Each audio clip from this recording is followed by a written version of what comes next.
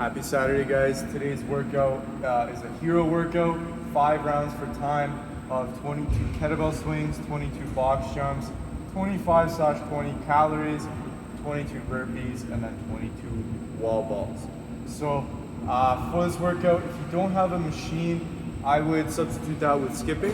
So you can double the reps, go 50 double unders or 50 single skips instead if you don't have a machine to use for today. The rest of the movements, you should be able to find something that will be able to mimic that movement, especially even with the box jump overs. Just find an object and try to jump over top of that object, not necessarily land on it for this workout. So 5 rounds here. This is all cardio movements. We want to stick to an aerobic pace, so kind of like a 60 to 70% pace here, or going at a pace where we can keep 6-minute rounds to finish this within 30 minutes. So keep an eye on the clock, see how long that first round takes you. If you finish within 5 minutes, that's pretty good, kind of give you a buffer. But again, try to keep that pace consistent for that next round after that. Still think about trying to keep those 6-minute rounds. If you are comfortable, you can increase your intensity, your speed to go a little bit faster and finish faster than 30 minutes for this workout. It's a good one, guys. It's a hero workout, so really kind of give it your all in this one, especially in that last round. Try to finish sub 30 there. After the workout, we have an afterburner of core work, 3 sets, 20-second hollow hold, 20-second arch hold, followed by a 20-second L-sit hold. We're going to do 3 sets of that, really just working on those positions or gymnastics positions, getting strong there. Once you, after the afterburner, guys, you should be feeling really tight in that core there, especially with the L-sit at the end when you finish off. So hopefully you enjoy the workout and the afterburner. We'll see you next for the warm-up video. Okay, for today's warm-up, we are starting off with 2 minutes of some type of cardio. So you can run, you can bike, you can skip, you can swim if you got a pool. So pick something to get your heart rate up for 2 minutes. You can also do burpees. I bet you nobody is going to choose that, but I'm going to say it anyways. After that, we're doing 2 sets of 15 high pulls. So for that high pull, we're just going from a strict position today. We're going to just keep those. You can use a kettlebell, you can use a backpack's a good one for this one. Just put your hands through the top of the straps, and you're just going to pull your object up as high as you can. Notice how I'm leading with my elbows, and I'm trying to engage that upper back when I get to the top, and I'm trying to squeeze those muscles as my object gets all the way up past my collarbone. After 15 of those strict ones, we're going to go for 10 Superman T Raies. So for the Superman T Raies, we're just going to come down to our stomachs, and your hands are going to be out to the side, and we're just going to start off in a relaxed position. So your head and neck are neutral, looking down. Then from here, we're going to raise our legs off the ground, try to keep the feet together, and you're also going to raise your arms nice and high up off the ground. So you're trying to squeeze those shoulder blades together. You're also going to feel your butt squeeze and your low back tensioning up as well. So 10 of those. Don't rush those. I always like to pause for like a second or 2 seconds when I get to the top and make sure I feel that engagement in the areas I talked about. After you're done 2 sets of those, you're going to do 2 sets of 15 Russian kettlebell swings. Biggest pointer to think about on those Russian swings, make sure that that hip comes back and that shin stays straight in the air. So I'm going to look forward, and I'm going to use my hip to pop that object up. Every single time, we're going about eye level here with our weight, and at the top, I'm also thinking about pulling those shoulder blades together. Lots of activation in the upper back, rib cage in. After you're done 15 Russian kettlebell swings, you're going to do 10 single arm presses. So for that single arm press, again, from that side view, we're pulling that rib cage down, squeezing the shoulder blades together before we even press our object.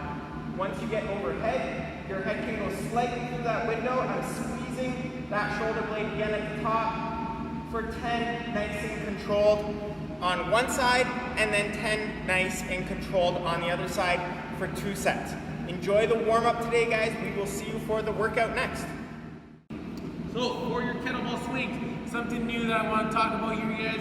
that sometimes maybe we miss, we don't mention it enough, is your knee position. So I will see when the kettlebell's going down, things look awesome. As soon as you're about to shift your weight to go up, sometimes I'll see the knees shift. You may not even notice that. But when your knees shift, your weight is now transferring to mid-foot to the front of the foot. So now I got my lifters on, but you can still see that the weight is off my heels. So now I'm pushing and driving my hips through my quads. So knee position on the rebound is very critical. So when you go back up, don't let your knees scoot forward too quickly, okay? Keep your knees somewhat back to create tension in those hamstrings to get everything out of your hips, but coming from the hamstring opposed to your quad. This is such a common problem that is seen on Olympic lifts, whether it be the jerk, whether it be the clean or snatch.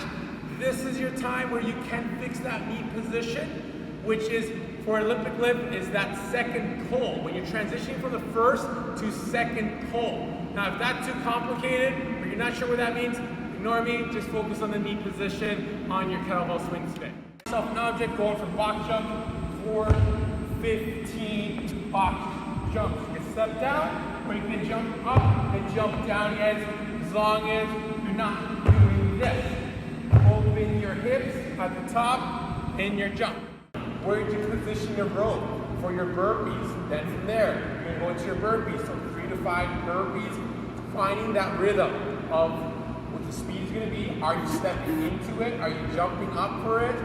Play around with it. What works for you? Okay? Then you're going into your wall ball. So grabbing that soccer ball, that basketball, volleyball, whatever you got guys at home. If you got something, if you don't have a med ball per se. Okay, so going into your target, so maybe it's the side of your house, guys. Trying to throw it as high as you can. Then back into that squat. Okay, or if it's a heavier object, try to be consistent with your target. If it's light, high as possible.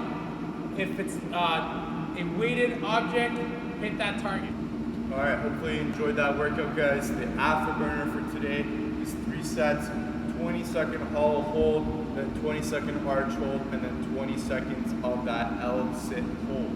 So for the hollow hold, guys, as I mentioned before, a couple different ways to get into it. You can start straight off the ground and get into it. I like to get into that pike position first. Tighten my core so I feel engagement in my lower abs and my rib cage is pulled down. Legs are tightened together, so I'm pushing them inwards and pointing them out as much as I can. Then I'm going to rock back, keeping that upper back off the ground, legs off the ground, hands can be on my side or just overhead. 20 seconds here, guys. Really try to keep that engagement and shape consistent throughout. After 20 seconds, I'm going to flip over. Get into that arch hold. So same kind of concept. Reach out as much as you can. Keep the legs straight. No bending the knees or the elbows. Lift the chest up, then the legs up, holding for that 20 seconds. Once you're done, we're getting into that L-sit hold. Now, with the L-sit, if you're comfortable, you guys can go off of an object to kind of lift you up off the ground. I'm going to show you guys kind of a basic scaling variation if you don't have any equipment to use for this, or you're still kind of building up that L-sit position. So we're going to work from that pike position today. For that L-sit here, legs nice and straight. With the hands, you can play around with how difficult you want to make it. You can be right by your side or right out in front of you. You're going to keep the legs together, lift the legs up, and hold that for the 20 seconds. Again, you're achieving that L-sit position, and again, really working on those lower abs to start building you towards a full L-sit. So you guys can totally use that today as your progression, or if you like, get your hands a little bit closer to your feet to make it a little bit more challenging.